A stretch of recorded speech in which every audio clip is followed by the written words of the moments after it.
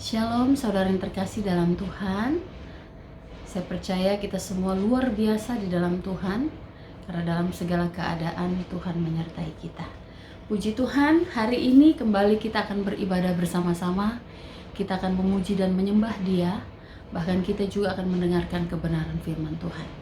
Saya mengajak Bapak Ibu Saudara untuk kita sama-sama siapkan hati kita, dan saat ini kita akan berdoa. Bapa, di dalam nama Tuhan Yesus, kami bersyukur untuk kebaikan-Mu. Hari ini kami boleh beribadah sekalipun melalui online, tetapi kami percaya Engkau tetap hadir dimanapun kami berada. Engkau ada di tengah-tengah kami. Pimpin ibadah kami Bapa, dari awal sampai selesainya, dan jamah setiap hati kami, supaya kami mengalami Engkau senantiasa. Di dalam nama Tuhan Yesus kami mulai ibadah kami. Haleluya. Amin.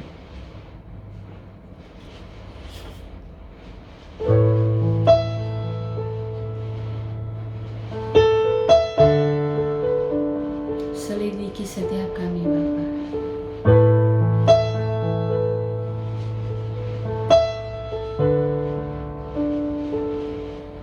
Selidiki aku, lihat hatiku, apakah ku sungguh mengasihi Yesus, Kau yang Maha Tahu.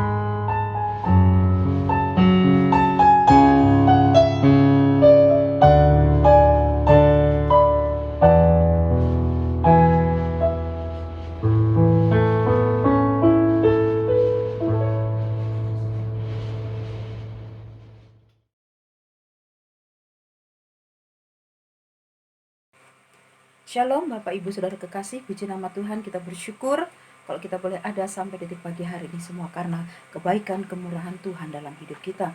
Mari kita mempersiapkan hati kita sebentar untuk kita mendengar kebenaran firman Tuhan dan sama-sama kita belajar firman Tuhan untuk kita bisa dapat mengalami perubahan yang luar biasa semakin kita mengerti setiap rencana kehendak Tuhan dalam hidup kita semuanya. Mari kita mempersiapkan hati kita. Kita sama-sama berdoa. Terima kasih Tuhan Yesus buat segala kebaikan-Mu, buat segala karya-Mu, kasih setia-Mu yang begitu dahsyat, begitu luar biasa. Engkau sudah nyatakan dalam setiap kehidupan kami, pribadi lepas pribadi dari hari ke hari. Kalau saat ini sebentar Tuhan kami rindu untuk merenungkan kebenaran firman-Mu. Mari Bapa singkapkan rahasia firman-Mu bagi kami semua.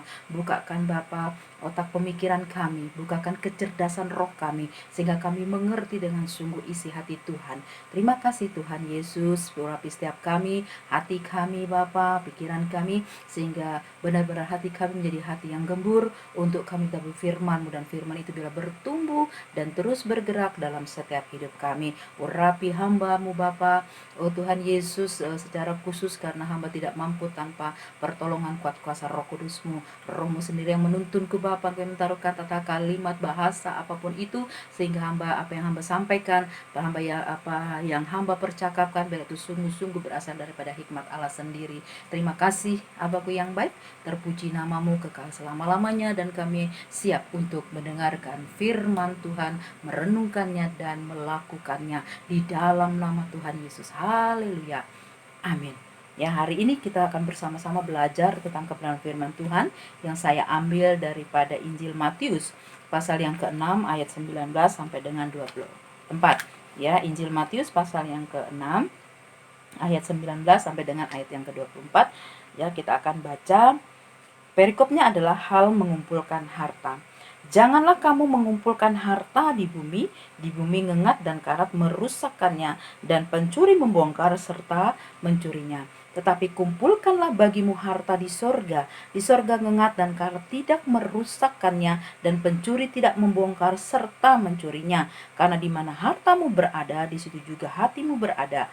Mata adalah pelita tubuh. Jika matamu baik, teranglah seluruh tubuhmu. Jika matamu jahat, gelaplah seluruh tubuhmu. Jadi jika terang yang ada padamu gelap, betapa gelapnya kegelapan itu. Tak seorang pun dapat mengabdi kepada dua tuan, karena jika demikian ia akan membenci yang seorang dan mengasihi yang lain, atau ia akan setia kepada yang seorang dan tidak mengindahkan yang lain. Kamu tidak dapat mengabdi kepada Allah dan kepada Mamon. Ya, puji nama Tuhan, luar biasa firman Tuhan boleh kita baca, kita dengar pagi hari ini, membawa kita, menuntun kita untuk benar-benar kita mengalami hidup yang berkemenangan, hidup yang benar di hadapan Tuhan. Jelas sekali di sini adalah perikopnya adalah hal mengumpulkan harta. Ya, harta yang mana yang kita kumpulkan, di bumi ataukah di surga? Nah, firman Tuhan jelas mengatakan kita tidak mengumpulkan harta di bumi, karena dikatakan ngengat dan karat akan merusakkannya, dan pencuri membongkar serta mencuri. Ini jelas sudah ya. Berarti perintah Tuhan bukan mengumpulkan di bumi. Bukan berarti kita tidak perlu dengan harta di bumi. Kita harus bekerja, tetapi yang dimaksudkan fokus kita bukan sekedar mengumpulkan. Karena di sini dikatakan mengumpulkan, bukan memiliki atau mempunyai. Kalau mengumpulkan kan berarti lebih daripada satu benda, ya. Dan Tuhan tidak mau kita fokus kita sudah kita diberikan, dipercayakan satu, kita mau tumpuk terus, dan semuanya itu akan menjadikan kita menjadi orang yang serakah, ya, menjadikan kita orang yang egois gitu ya. Nah, tapi Tuhan mengajarkan kita firman-Nya yaitu kumpulkanlah harta di surga. Nah, mengenai mengumpulkan harta di surga ini beberapa waktu yang lalu, mungkin sudah ada 3 minggu yang lalu gitu ya. Entah mengapa tiba-tiba gitu batin saya lah, ketika saya sedang ketika saya sedang di kamar mandi, tiba-tiba di batin saya berbicara tentang mengumpulkan harta.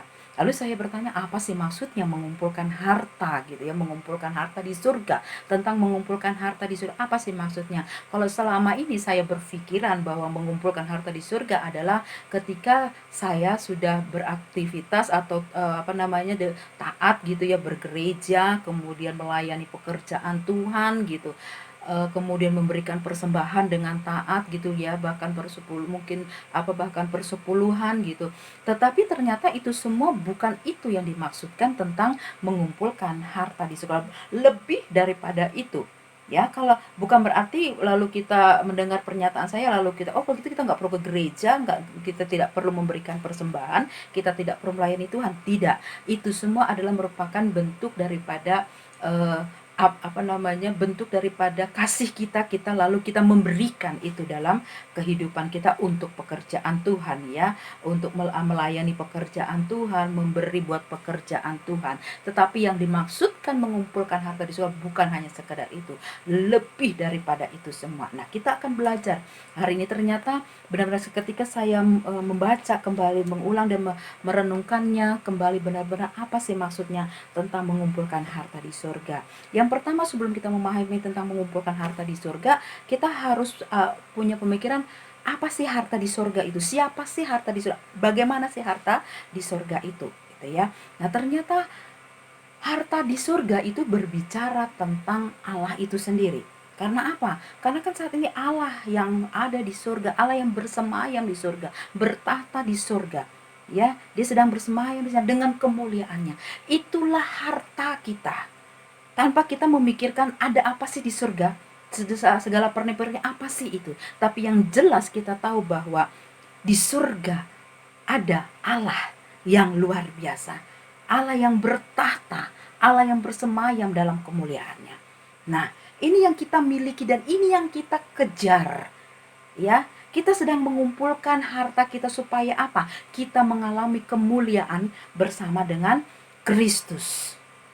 Ini yang luar biasanya setelah saya pahami tentang hal itu. Makanya dikatakan di sini dalam ayat yang ke-22, ya, jelas dikatakan mata adalah pelita tubuh.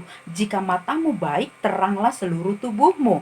Jika matamu jahat, gelaplah seluruh tubuhmu. Jadi jika terang yang ada padamu gelap, betapa gelapnya kegelapan itu. Ini merupakan kunci yang utama supaya kita dapat mengumpulkan harta di surga. Dikatakan di sana mata adalah pelita tubuh. Mata di sini tidak berbicara tentang biji mata kita, tetapi mata di sini berbicara tentang hati, tentang nurani kita, batin kita yang akan selanjutnya berkonek terhubung dengan Allah kita. Pada hati nurani inilah, disinilah kita akan mengerti, mengenal tentang kebenaran itu. Ya, saya ada membaca gitu ya artikel tentang ilmu jiwa ya, ilmu jiwa, bahwa di sana dikatakan bahwa di dalam jiwa kita itu ada 3 unsur ya yang menguasai jiwa kita. Yang pertama adalah hati nurani atau batin itu sendiri, di mana unsur ini adalah bagian untuk mengungkapkan suara ilahi. Ya, jadi bagian untuk menangkap suara ilahi,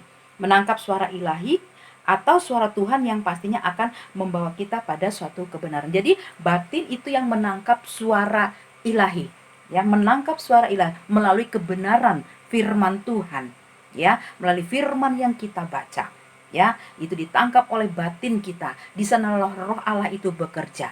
Kemudian apa yang kedua adalah akal. Nah, unsur ini adalah membawa kita pada cara berpikir gitu ya, untuk menangkap hal-hal yang sistematika. Artinya begini, kita mengerti dari akal, kita menangkap tentang hal yang baik, hal yang buruk, yang benar, yang salah gitu ya.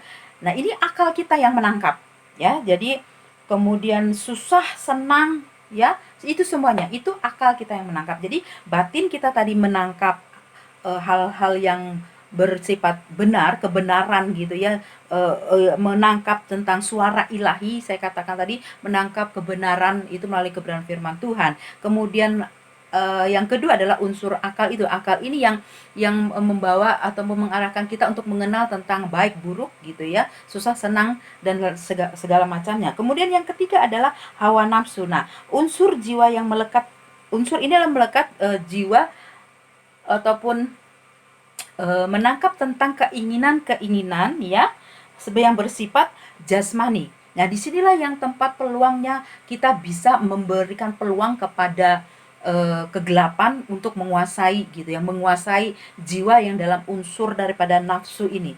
Ya, Kalau ini tidak terkendali dengan akal kita, tidak terkendali melalui batin kita, melalui kebenaran firman Tuhan, maka ini akan merusak kehidupan kita. Karena itu makanya dikatakan tadi di ayat 22, mata itu adalah pelita tubuh. Ya, jadi mata batin kita ini adalah pelita daripada seluruh kehidupan kita ini. Kalau batin kita ini sudah tidak benar, hati kita sudah tidak benar, maka semuanya akan rusak. Ini akan merusak daripada akal kita, dan sampai pada akhirnya muncul yang namanya nafsu dunia itu, nasmuk pada yang mengarah kepada jasmani, ya, tidak lagi bersifat yang kepada rohani kita. Nah, jadi di sini makanya di sini firman Tuhan menasihatkan, ya, mata adalah pelita tubuh. Jika matamu baik, maka teranglah seluruh tubuhmu. Jika matamu jahat, gelaplah seluruh tubuhmu. Ya, jelas sekali dikatakan kalau batin kita sudah nggak bisa lagi menangkap kebenaran itu dalam kehidupan kita dan mengolah kebenaran itu untuk kita lakukan sebagai iman dalam kehidupan kita, maka dikatakan gelaplah seluruhnya kehidupan kita. Nah, disinilah letak daripada bagaimana cara kita mengumpulkan harta di surga. Jadi tidak berbicara tentang aktivitas kita dalam pelayanan. Kalau kita berbicara berpikir bahwa mengumpulkan harta adalah tentang melayani gitu ya, kemudian kita aktif gitu dalam pelayanan gerejawi. Sekarang pertanyaannya bagaimana dengan orang-orang yang tidak mengambil bagian daripada pelayanan-pelayanan di gereja atau pelayanan pekerjaan Tuhan? Tentunya mereka tidak memiliki harta di surga gitu ya. Atau kita berpikir mungkin harta di surga, mengumpulkan harta di surga adalah berbicara tentang memberi yang terbanyak buat gereja. Ya, menyumbang untuk gereja, untuk pekerjaan gereja, pekerjaan pekerjaan Tuhan melalui gereja gitu ya. Kemudian mungkin memberikan persembahan yang besar-besar. Kalau kita berpikir tentang hal itu, bahwa mengumpulkan harta di sorga adalah bagaimana besarnya kita memberikan sesuatu sumbangsi kepada gereja. Kalau semua orang berpikir demikian, bagaimana dengan orang yang berkekurangan? Bagaimana orang yang tidak mampu memberi dalam nominal yang besar atau dalam nominal yang banyak? Apakah mereka tidak memiliki harta di surga? Kalau kita berpikir demikian, ternyata kalau kita punya berpikiran demikian adalah pikiran yang salah gitu ya. Tuhan menyediakan harta di surga bagi kepada setiap orang yang yang mau mengumpulkan harta di surga, tidak memandang siapapun dia, tapi dia mau mengumpulkan. Nah, sekarang bagaimana caranya? Makanya dikatakan adalah melalui nurani kita, mata batin kita ini yang diolah. Ya, makanya dikatakan dalam 1 Tesalonika 3 ayat yang ke-5, dipelihara ini ya, roh kita, jiwa kita dipelihara dengan sempurna ya. Kita baca saja dalam 1 Tesalonika 3 ayat yang ke-5 ya. Di sana dikatakan apa? 1 Tesalonika 3 ayat yang ke-5 ya. Ayat yang ke-21 Tesalonika pasal 5 maksud saya ayat yang ke-23. Di sana dikatakan, semoga Allah damai sejahtera menguduskan kamu seluruhnya, dan semoga roh, jiwa, dan tubuhmu terpelihara sempurna dengan tak bercacat pada kedatangan Yesus Kristus Tuhan kita. Yang Tuhan mau adalah kita memelihara batin kita, jiwa kita ini, roh kita ini, sehingga sungguh-sungguh ketika pada waktunya tiba ya, kita benar-benar bisa mengalami perjumpaan dengan Allah kita, dan kita benar-benar memiliki harta itu. Kita memiliki harta yang luar biasa itu, yaitu Allah itu sendiri.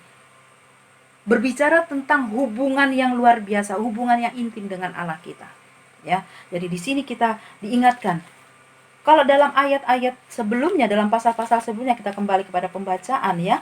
Kalau dalam pasal-pasal yang sebelumnya gitu ya, ataupun ayat-ayat yang sebelumnya, di sana dikatakan dalam Matius ini ya, kalau dari Matius pasal yang ke-5 ayat yang ke-13 itu tentang garam dunia dan terang dunia, itu berbicara tentang kehidupan kita yang menjadi contoh, menjadi teladan. Nah, ini salah satu juga gitu. Ini juga cara kita mengumpulkan harta di surga. Kalau nurani kita baik, batin kita baik, berarti kita siap sedia gitu ya, menerima kebenaran firman Tuhan dan dituntun oleh kebenaran firman Tuhan, kita melakukan firman itu, ya. Dikatakan kita harus jadi garam dan terang dunia, berarti kita lakukan itu. Kemudian kita dilakukan, kita rajin berdoa, rajin memberikan sedekah gitu ya. Karena di dalam ayat di sini kan dalam tentang memberi sedekah, kemudian apalagi hal berdoa, hal berpuasa, tentang sesuatu sikap yang yang sesuai dengan kebenaran firman Tuhan gitu ya. Sikap yang baik yang membawa kita, yang menuntun kita kepada kebenaran firman Tuhan itu. Jadi nggak ada lagi yang namanya kita gampang kita kecewa gitu ya, gampang kita putus asa dan segala macamnya. Nah, ini berarti kalau kita kita kita hanya bergerak atau hanya berada pada hal-hal yang seperti itu, kita tidak sedang mengumpulkan harta di surga. Makanya ketika saya mendapatkan ayat ini gitu ya, mendapatkan ketika roh saya langsung ditaruhkan tentang mengumpulkan harta, saya mempelajari ini, ternyata itu. Ketika kita sedang ada orang lain membuat kita marah, kita balas dengan marah juga. Ini tertegur di roh kita gitu ya, tertegur di roh saya sendiri di roh saya sendiri bahwa saya sedang mengumpulkan harta di surga. Kalau saya membalas itu semua jahat dengan jahat gitu ya, berarti saya sedang tidak mengumpulkan harta di surga. Ya.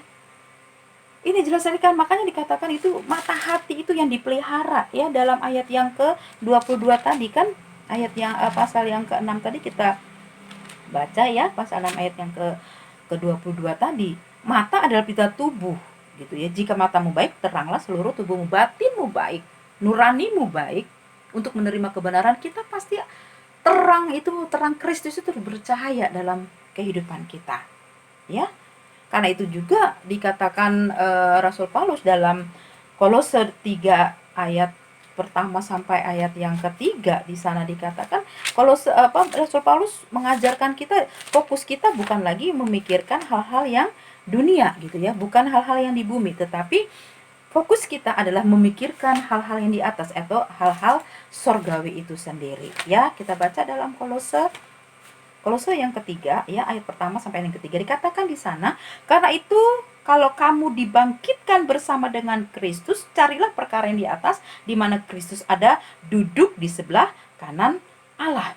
Ya, kalau kamu dibangkitkan bersama dengan Kristus, artinya kita menyatakan bahwa kita pengikut Kristus gitu ya. Kita percaya bahwa kita sudah dibangkitkan juga bersama dengan Kristus. Maka di sini firman Tuhan katakan, carilah perkara di atas, di mana Kristus ada, duduk di sebelah kanan Allah. Memikirkan perkara di atas.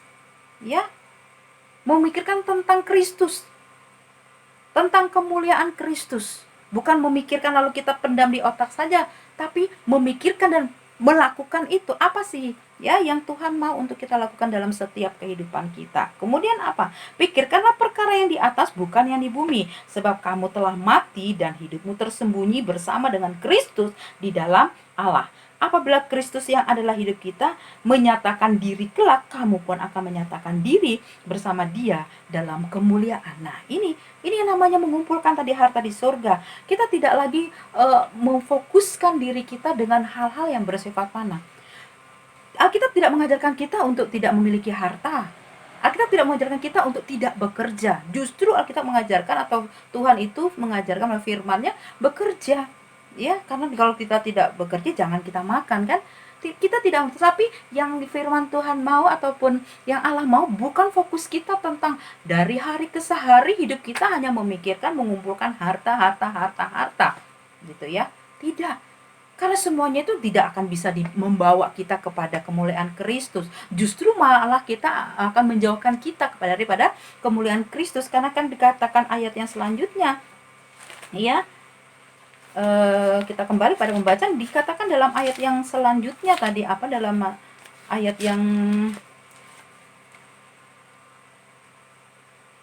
yang ke berapa tadi ya? Ayat yang ke-24 ya.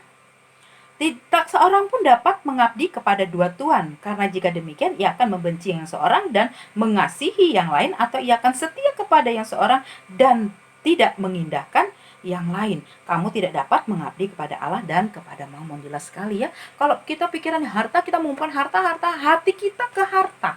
Karena dikatakan di mana harta kita berada, di situ hati kita berada. hanya kepada harta. Yang muncul adalah ketamakan. Firman Tuhan ingatkan kita waspada kepada ketamakan itu, ya. Hati kita menjadi tamak, menjadi orang yang ego. Nah, ini berbahaya sekali. Bukan ini yang dimauin Tuhan untuk kehidupan kita sebagai anak-anak Tuhan, tapi Tuhan mau mempersiapkan kita menjadi mempelainya. Tuhan mempersiapkan kita semua untuk menjadi mempelainya. Mencari mempelai Kristus. Orang adalah orang-orang yang dewasa di dalam Kristus, mengerti tentang firman Tuhan dan melakukan kebenaran itu. Jadi sekali lagi, mengumpulkan harta di surga berbicara tentang mengumpulkan mencari sesuatu gitu ya, mengumpulkan hal-hal yang benar sesuai dengan kebenaran firman Tuhan, supaya kita mengalami perjumpaan dengan Allah kita. Kita berjumpa pada kehidupan yang kekal kelak. Ya, mengumpulkan harta di surga itu adalah Allah itu sendiri, sehingga kita mengumpulkan berbicara tentang kegerakan hidup kita yang sesuai selaras dengan firman Tuhan.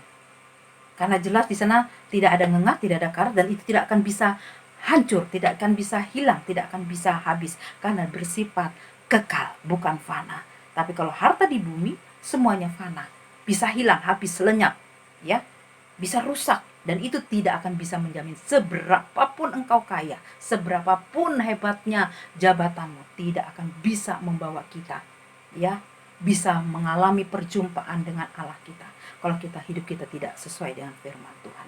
Tapi harta yang Tuhan percayakan kita bawa untuk kemuliaan bagi nama Tuhan. Nah, ini yang luar biasa lagi, ya. Jadi seorang pengusaha memiliki hati hamba, ya. Jadi benar-benar hidupnya, kekayaannya untuk kemuliaan bagi nama Tuhan. Bukan berarti tidak bisa menikmati daripada harta yang Tuhan percayakan, bukan itu juga. Tetapi fokus kita, jangan kita salah fokus gitu ya. Tetapi benar-benar fokus kita adalah semua untuk kemuliaan bagi nama Tuhan, ya. Jadi ini firman yang bisa saya bagikan buat kita semuanya. Mari saatnya saat ini, apalagi terlebih ini saat sekarang adalah saat-saat di mana masa-masa yang sulit, ya. Mari kita bijak gitu ya. Mari kita jangan fokus kita, jangan lagi, sudahlah kita sudah menyadarkan diri kita bahwa sebentar lagi Tuhan akan datang. Lebih baik kita mempersiapkan harta kita di surga, mempersiapkan batin kita. Ya, jadi benar-benar kita memelihara batin kita, mata rohani kita ini, kita isi terus dengan firman Tuhan, sehingga firman Tuhan itu terus menghidupkan kita, menggerakkan kita kepada kebenaran itu. Ya, jadi jiwa kita benar-benar, jiwa kita adalah jiwa yang merdeka di dalam Tuhan karena firman, ya. Jadi firman itu yang terus menghidupkan roh kita, menghidupkan batin kita, jiwa kita, sehingga seluruh hidup kita berkenan. Dan saya yakin percaya kita semua akan mengalami janji-janji Allah, yaitu janji kemenangannya itu untuk kita bisa bersama-sama masuk dalam kekekalannya. Firman Tuhan saya cukupkan. Saya percaya saya terbatas menyampaikannya, ya. Saya selalu katakan saya sangat terbatas untuk menyampaikan firman Tuhan, tapi Roh Kudus tidak pernah terbatas untuk menyampaikannya dalam setiap hati kita. Dia akan terus berbicara lebih lagi jelas dalam setiap batin kita. Mari saatnya kita tidak mengumpulkan harta di bumi, tapi kita mengumpulkan harta kita di surga. Puji nama Tuhan. Mari kita merendahkan hati kita berdoa. Terima kasih Tuhan Yesus buat segala kebaikan-Mu teristimewa, buat waktu persekutuan yang indah bersama dengan Engkau melalui kebenaran firman-Mu. Hari ini kami mendapatkan satu pelajaran lagi Bapa tentang mengumpulkan harta di surga. Engkau mengajarkan kami untuk tidak mengumpulkan harta di bumi, tapi kami mengumpulkan harta di surga, yaitu dengan cara kami membenahi batin kami, membenahi pikiran kami, membenahi hati kami dengan kebenaran firman-Mu, sehingga benar-benar apa yang ada dalam kehidupan kami itulah hanyalah kebenaran demi kebenaran yang kami lakukan, kami kerjakan. Kami tidak lagi menjadi orang yang egois, tidak lagi menjadi orang yang gampang patah semangat, gampang kecewa, gampang sakit hati atau apapun itu Tuhan. Tapi kami melakukan dalam setiap kehidupan kami. Kalau kami berbisnis yang benar. Kalau kami menjadi ibu rumah tangga, menjadi ibu rumah tangga yang taat, setia, yang bijaksana. Kami menjadi suami-suami yang benar-benar takut Tuhan, memposisikan diri sebagai imam, sebagai raja dalam setiap rumah tangga kami. Dan kalau kami anak-anak, kami menjadi anak-anak yang takut akan Tuhan dan taat pada orang tua. Siapapun kami, apapun keberadaan kami, apapun profesi kami, biarlah kami dapat mengerjakannya itu dengan taat dan takut akan Tuhan. Dan semuanya itu menjadi kepujian kemuliaan bagi nama Tuhan. Dan pada waktu itulah kami sedang mengumpulkan harta kami di sorga. Terima kasih Abahku yang baik, luar biasa. Kami berdoa Bapa bagi seluruh jemaat. Biarlah Tuhan sidang jemaatmu dimanapun berada, Engkau senantiasa melawat mereka Bapa. Engkau senantiasa menuntun mereka melalui kuasa Roh Kudus-Mu, berbicara dalam setiap batin hati mereka, sehingga mereka sungguh-sungguh mengerti setiap rencana dan kehendak Tuhan dalam hidup mereka masing-masing. Kami terkhusus juga berdoa buat kota dan bangsa kami. Kalau saat ini Tuhan, masalah pandemi ini belum selesai Bapa, belum berakhir, tapi kami percaya Bapa bahwa Engkau Allah yang setia Tuhan sebagai perisai kami.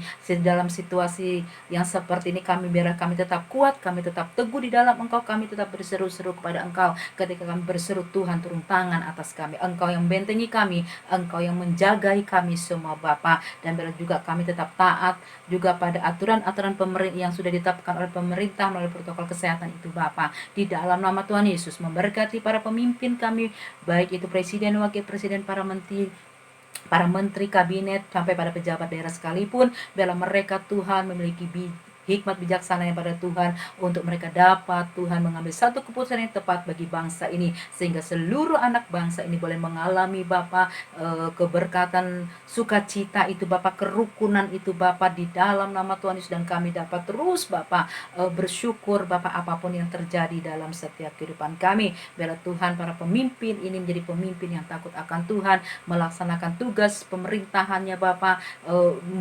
melakukan semua itu dengan taat Bapa, dan mengerjakan itu di atas kepentingan pribadinya. Dia mengutamakan kepentingan rakyat Bapa. Terima kasih Abahku yang baik. Seluruh juga para medis yang bekerja saat ini sedang menangani masalah COVID ini Tuhan, kuatkan mereka, biarlah mereka tetap bersuka cita, mereka tetap kuat di dalam Engkau. Perlindungan-Mu juga ada bagi mereka. Tidak ada lagi Bapa kematian massal, tapi biarlah Tuhan benar-benar ada kesembuhan massal Bapa, yang terinfeksi boleh sembuh di dalam nama Tuhan Yesus, di dalam nama Tuhan Yesus. Tapi yang sehat, betul-betul semua juga sehat Bapa, tetap sehat di dalam nama Tuhan Yesus. Terima kasih Bapa, terpuji nama-Mu, terpuji Engkau Allah kami kekal selama-lamanya. Kami serahkan hidup kami masing-masing, pribadi lepas pribadi, di hari-hari terakhir ini. Biarlah kami semakin lagi menguatkan hati kami, menguatkan iman kami di dalam Engkau. Semakin kami lebih lagi Tuhan mengerti rencana Tuhan, dan kami semakin lagi juga mau taat untuk melakukan kebenaran firman-Mu. Di dalam nama Tuhan Yesus kami berdoa mengucap syukur, dan saatnya Bapa kami memohon berkat yang daripada Tuhan. Mari Bapak Ibu Saudara kekasih, kita mengangkat kedua tangan kita dan terimalah berkat daripada Allah Bapa kita, berkat kasih sayang daripada Tuhan Yesus, dan pertolongan penyertaan daripada Roh Kudus yang akan terus menuntut kita, memampukan kita untuk kita terus Tuhan mengalami Tuhan dalam kehidupan kita, untuk kita terus mengerti setiap rencana Tuhan dan melakukan kebenaran demi kebenaran Tuhan di dalam segenap hidup kita, sampai Tuhan datang kali kedua menyambut kita sebagai saleh-salehnya. Di dalam nama Tuhan Yesus kita berdoa mengucap syukur. Haleluya. Amin.